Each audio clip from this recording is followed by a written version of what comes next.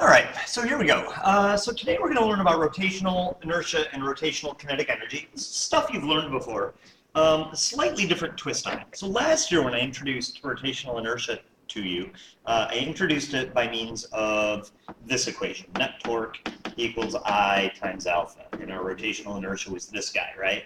So hopefully you remember that rotational inertia was kind of a measure of how hard it was to change how an object is rotating, right? It's the angular counterpart to mass. It's the angular counterpart to regular inertia, right? So we're going to talk about rotational inertia again, but this time, instead of starting with torque this year, we're going to start with rotational kinetic energy. So rotational kinetic energy, if you don't remember, is, well, it's the rotational counterpart to regular kinetic energy, right? So kinetic energy was this, 1/2 mv squared. So rotational kinetic energy is 1/2 I times omega squared, okay? So we're going to talk about rotational kinetic energy, and maybe more importantly, we're going to talk about this rotational inertia, all right?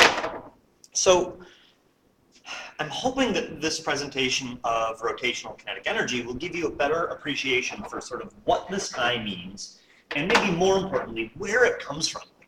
One of the things we're going to do is all those equations that we learned for rotational inertia last year, they're on the back of your honors toolbox sheet thing. We're going to learn where those all come from, where those equations all came from, okay? And so here we go. All right, so we're going to start with a real simple example. Let's embiggen. Oh, let's re-embiggen. There we go. So I would like you, and I want you to actually do this. Well, don't close your eyes yet because you won't be able to see it, but all right. I want you to imagine this 0.6 kilogram meter stick sliding along a frictionless surface at 5 meters a second. All right, so here's the meter stick. It is not cooperating. It is, ooh, there's beeping in my room. All right, oh my goodness. This is the second time I started this video. This doesn't go well this time. I'm going home. There we go. I want you to imagine the meter stick oh my gosh, sliding along at 5 meters a second, right? This obviously is a small model of the bigger one up here, but if I make the top one move, then you can't see it, right? So whatever. Anyway, I don't know what I'm saying anymore. I'm just coming off the flu. I already said that in the last video. I'm feeling better. Here we go. So here's the thing sliding at 5 meters a second. I don't mind making a big production out of this. Here we go. So let's find the kinetic energy. Incidentally, K, for the purposes of this video, is KE. All right, so the kinetic energy is 1/2 the mass of the meter stick times the velocity of the meter stick, which is 1/2 the mass times the velocity. Don't forget to square it, and you will get 0.75 joules. All right? Now, here's the deal, though. The reason I made a big point of that is this. Notice that because it is a uniform meter stick, and it is all moving uniformly, oh my goodness, I don't know why it keeps doing that. There we go. Because it is a meter stick and it is all moving linearly, that means that any given particle of it is moving at the same speed, right? So you can kind of treat each particle the same, right? If any given molecule has a mass of m, it's going to have the same velocity, right? And so each particle sort of contributes to the kinetic energy in the same way, right? Okay? So the question then becomes this.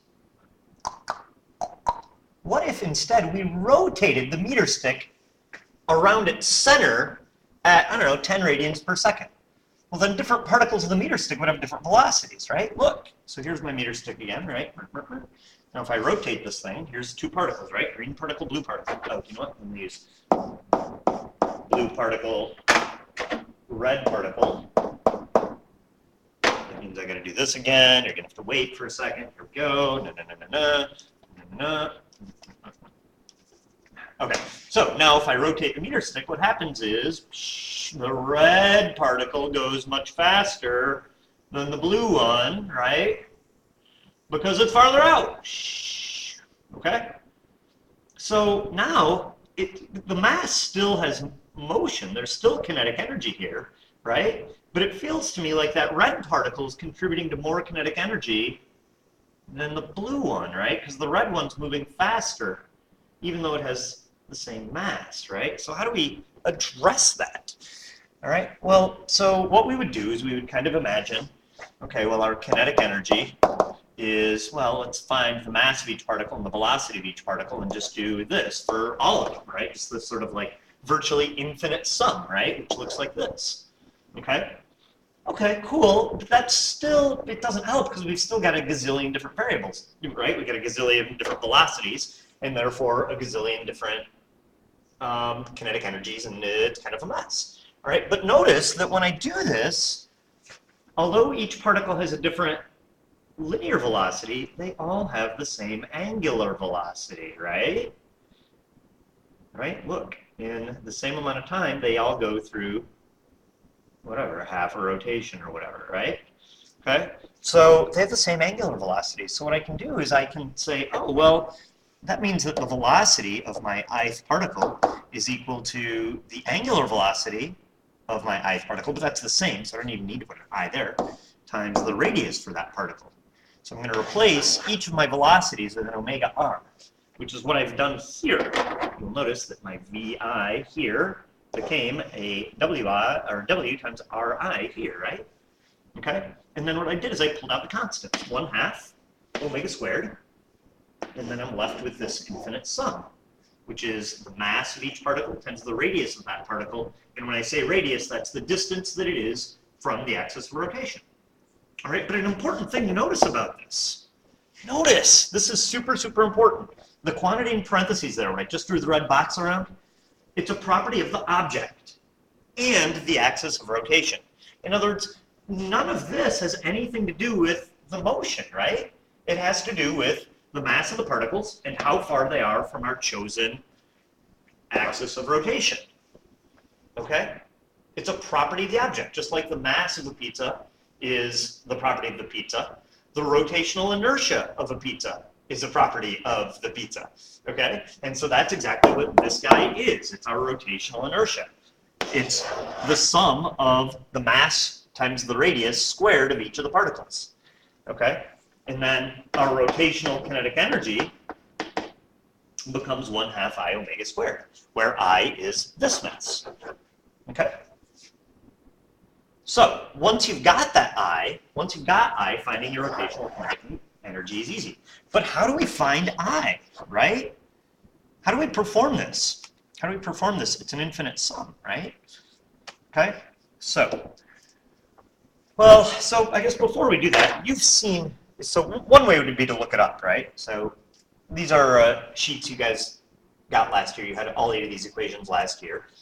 This is my favorite one because, I feel like it's written in a fashion that they're easy to memorize because all of the R's here represent the distance from your axis of rotation. Everything here, equation-wise, is the same, right? Okay, if you have a thin rod and you rotate it about the center or even about the end, the I is 1/3 mr squared, where r is the distance to the end, from the end to the center of rotation. These bottom ones show us that even if you make your rod wider, that doesn't change anything, right? Right? In other words, this width doesn't affect it. Okay? Because, even if you squash it this way, you've still got the same amount of mass at the same distance away from your axis of rotation. Okay? So really, once you've got these bottom two, you don't need the top two, right? And then these other ones are all circles, right? So, and I definitely would say make sure you, even if you don't remember the fractions, we'll talk about this more later on, but I guess eventually you'll learn to know which ones are fastest and which ones are slowest, I guess. I don't know. We'll talk about that more later on. Okay, so that's that. All right, so, and then I also gave you guys this sheet, which is very similar. Whoa, that's not what I wanted to do at all. So the only reason I gave you this one is because of these last two dudes here. All right, so this one, to be clear, it's a hoop, and we've already learned the equation for a hoop, this, right? But notice the difference. Here, this hoop is like a wheel, like on a bicycle. That is a wheel. All right, it's you've got an axis of rotation, and the hoop is rotating around it. Okay, here It's sort of like a, I don't know, a turbine or something. I don't even know. I'm sure there's examples of stuff that do this, but you can see the axis of rotation is running through the diameter, and then it's spinning around this way. So some parts of the hoop are not moving, and then other parts are kind of rotating around it. Okay. And anyway, so then the equation there is 1/2 mr squared. And finally, there's one problem on the homework that uses this. That's a slab that where the axis runs through the center, and you got to use this mess. Okay. And then all the other ones are on that other sheet. This one might be new, but whatever. I don't think I've ever given a problem that uses that. Okay, and then finally, if you ever want to find the rotational inertia of just a single point mass, it's exactly what you would think. It's mr squared, right? Because I is, by definition, the sum of mr squareds over all of the masses, right? Okay, so, great. Where do all these come from? Well, calculus. So, I don't know if you guys remember, when we did center of mass, one of the things we learned when we did center of mass was that you could calculate the center of mass of an object by taking the integral of the position of each particle with respect to its mass and dividing it by the total mass of the object, which was found by taking the integral just with respect to mass. Okay? So this calculation is going to... Try that again. And the reason we did that was that the sort of textbook definition of position of center of mass is the sum of m times x over the sum of m. But my point is, this is an infinite sum, and we resolved it by taking an integral. Similarly, up here, we've got an infinite sum, and we're going to resolve it by integrating. Okay? So don't let the r's throw you off. Those basically serve the same purpose as the x's before, okay? And so before we integrated x dm, now we're integrating x squared dm, or r squared dm here, right? Okay? So you've seen this. You know how to do the math. Now the only difference is that it's not always going to necessarily be linear. You'll see. There's really only one or two of them that you need to know how to do anyway. But I'm going to show you how to do them here. So here we go. So the first thing that it relies on is the fact that our object is going to have a uniform density. Density is uniform. So what that means is if you take your meter stick, it has a mass of m and a length of L, okay, then the ratio of m per unit L is the same as if you take any little individual chunk with a mass of dm and a width of dr, you're going to get the same thing, regardless of, you know, how big your little chunk is, okay? All right, and so then what you do is we're going to basically replace dm with this, okay, m over L dr, okay? So let's do a quick example, but I'm going to do it generically, all right? So our meter stick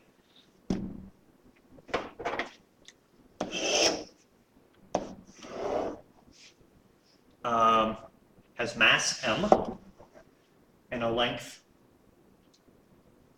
How did I write it over here in the equation? I want to make sure my guys match up. Oh, darn it. Oh, yeah, this will work. So it's got a length of L. All right.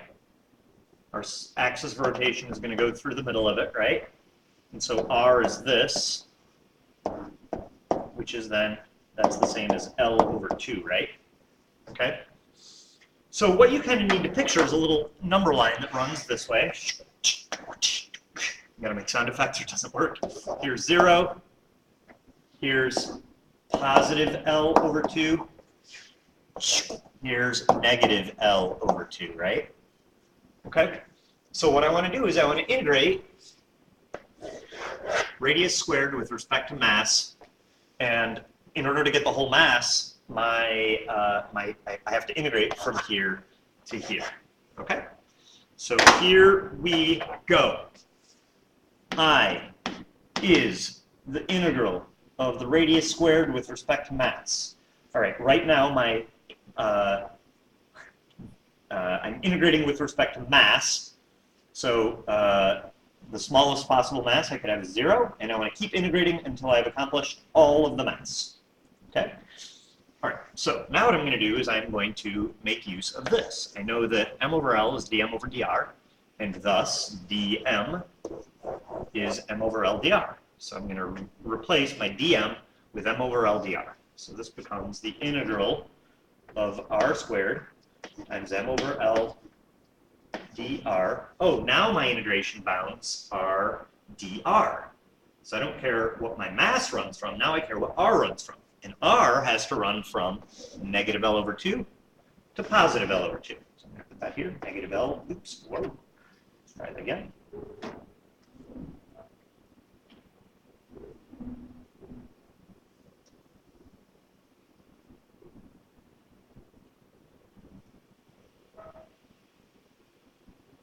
You know what? I'm going to do this. Sorry, I need something to sit with me. Funny here. So L over 2 equals R, right? Oh, well, that means R is just 2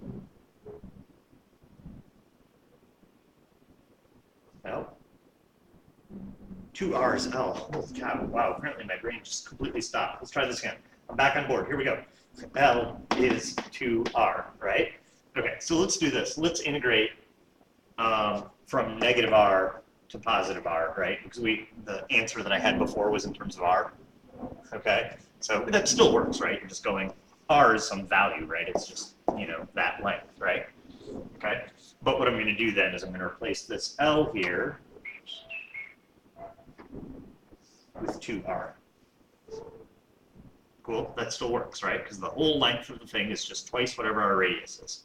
Okay? Oh, good. So now we just got to integrate this mess. So, holy cow.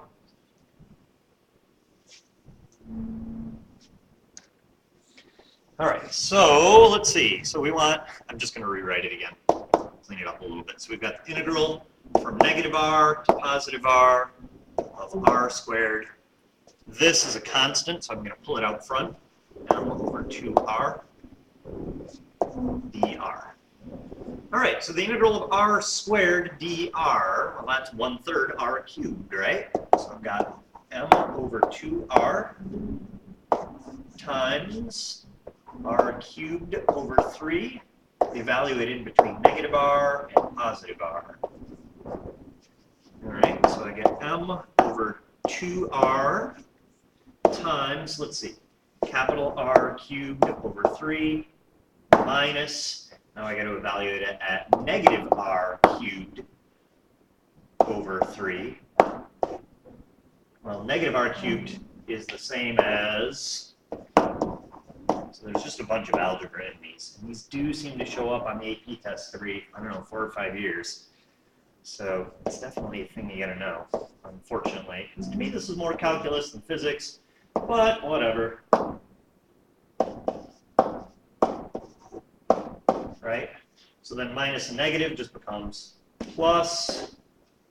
So this is 2/3 R cubed. So this is M over 2R times 2/3 R cubed.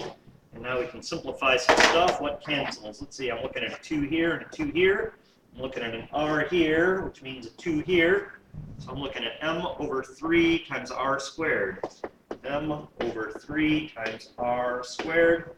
Most human beings would probably not write that, so it looks so dumb. They would probably write 1/3 R squared. Or I suppose I would be okay with R squared over 3, but not this mess. Regardless, look what we got. It's the same thing that was on the equation sheet. All right? Now, some equation sheets will write it in terms of L, in which case it becomes, I think, 1/12 ML squared. But it's the same thing. Okay? So, that is how you do that. I think I put one of these on your homework. No, that's not true. Here's what I put on the homework. So, you ought to be able to solve for, so we just did this one, right? So we just did that one. You can do this one almost the exact same way. And we're going to learn another super secret ninja trick called the parallel axis theorem that will allow you to do that one. These two, as we discussed, are the same as that one. I think the only other one that you need to know how to do is the cylinder.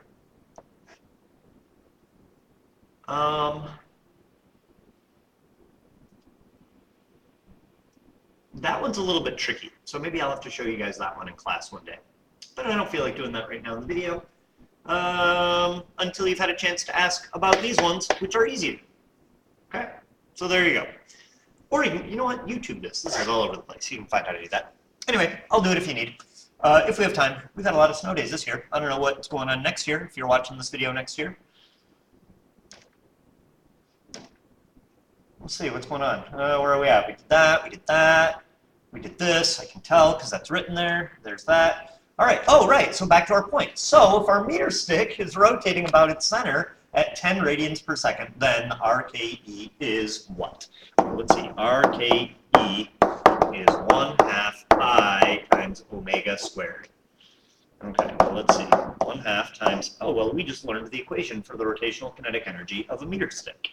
It's 1/3 the mass of the meter stick times the radius squared times omega squared. So here we go. So this is 1/2 times 1/3.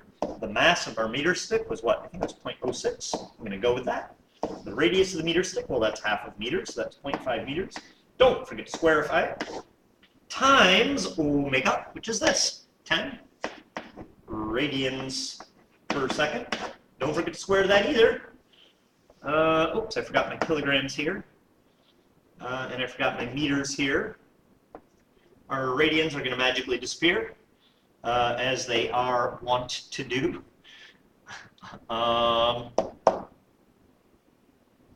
So there you go. So plug that in, and it gives you a number. I've got that number written on a piece of paper.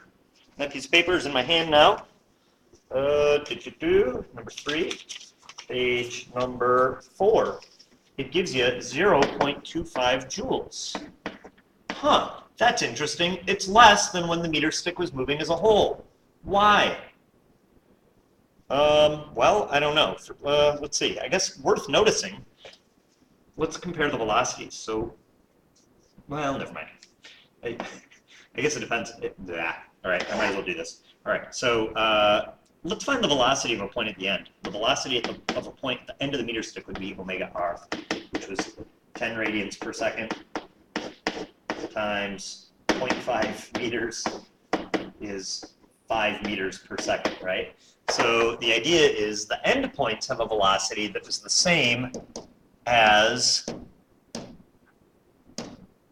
this meter stick, right, which was going at 5 meters a second, right?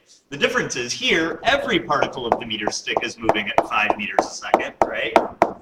Whereas now, our meter stick is rotating, so you've got some particles that are moving at 5 meters a second, but the particles closer to the center are going slower and slower, slower and slower, slower and slower, and some particles aren't moving at all. All right, and as a result, this has less kinetic energy, in this case rotational kinetic energy, than the pure kinetic energy of the object that was just moving in a straight line. Boom, boom, boom, boom, boom, boom, boom, boom, boom. All right, so now what if our axis of rotation is not at the center? In other words, what if I had a rod like this, say a meter stick, and I wanted to find its rotational inertia around the 20 centimeter mark.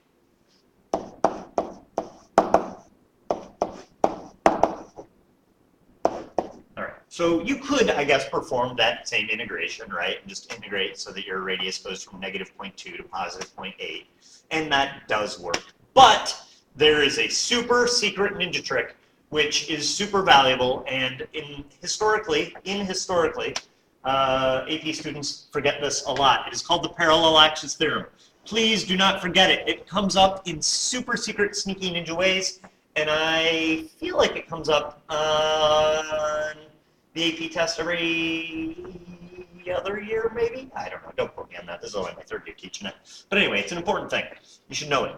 And it says that for any axis that is parallel to an axis through the center of mass, so like we already know an equation. I'm doing a rotten job explaining this. Let's try this again. So check it out. We already know that the rotational inertia through the center of mass for a meter stick like this is 1/3 mr squared, right? And that axis runs through the center of mass like this, right? Well, my new axis, the red one that I drew, is parallel to that, okay? And so I can use the parallel axis theorem. And what it says is that I for the new shape is equal to the original I through the center of mass plus this magic mh squared, where h is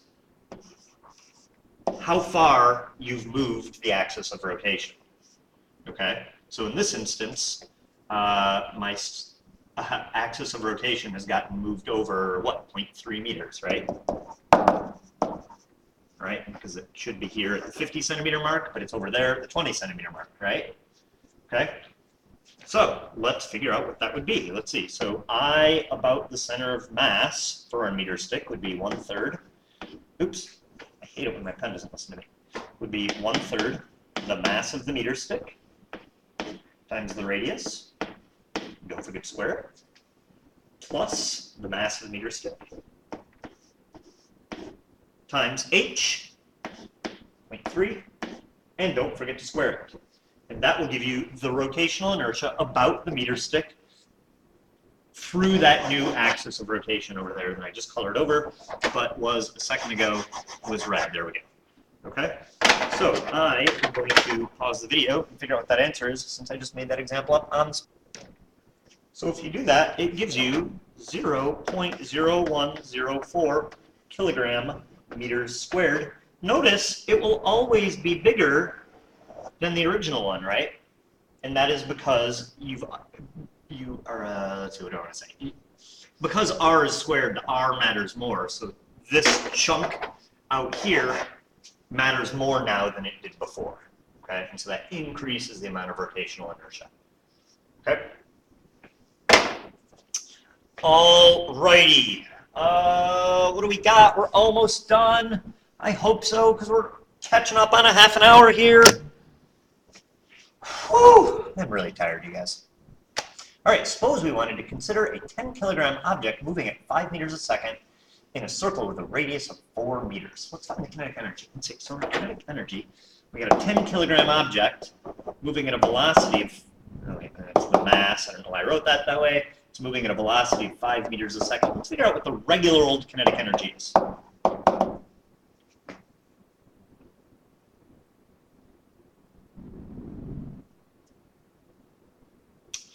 I'm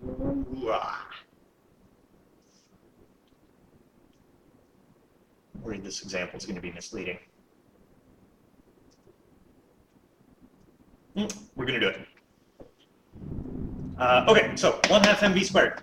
So 1/2 times 10 times 5 squared. That's the same as 5 times 5 times 5, which is 125 joules.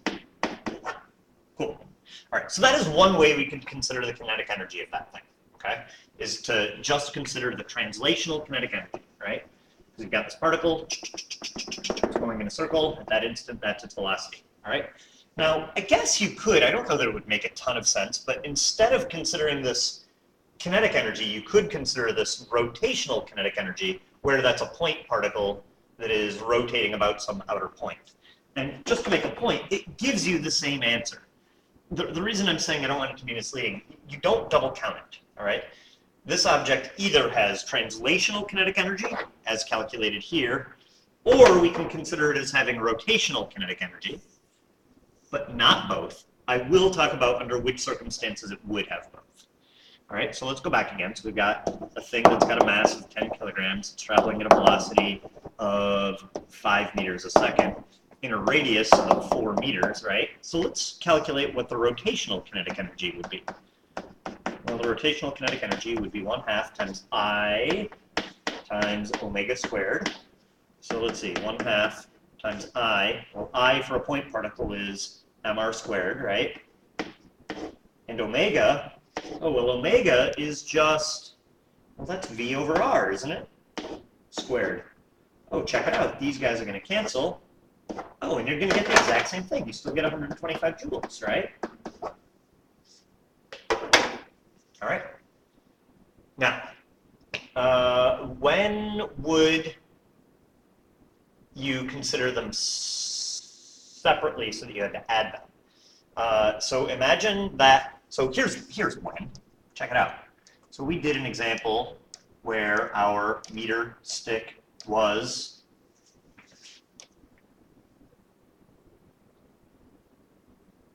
let me do this.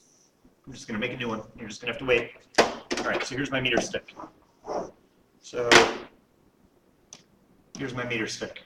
Translational kinetic energy. Translational kinetic energy. Woo, woo, woo. Rotational kinetic energy. Okay? Now, I don't think that it will let me do both of those things at once. So imagine that it's spinning, and yeah, it won't let me spin it and move it at the same time. So imagine that it's spinning and moving at the exact same time. Okay? But doing it simultaneously. That is a time in which you would have to consider both. All right? And that's not what was happening in that last example. In that last example, we had an object that was in one position, or a point particle rather, and it was traveling in a circle. Okay? So you can either picture that as a point particle that is rotating, or you can picture it as a single object which is moving. You don't have to count it both ways. Okay? All right, I think we're almost done. I am, hooray! Did I get it under 30 minutes? No! Well, have a good night.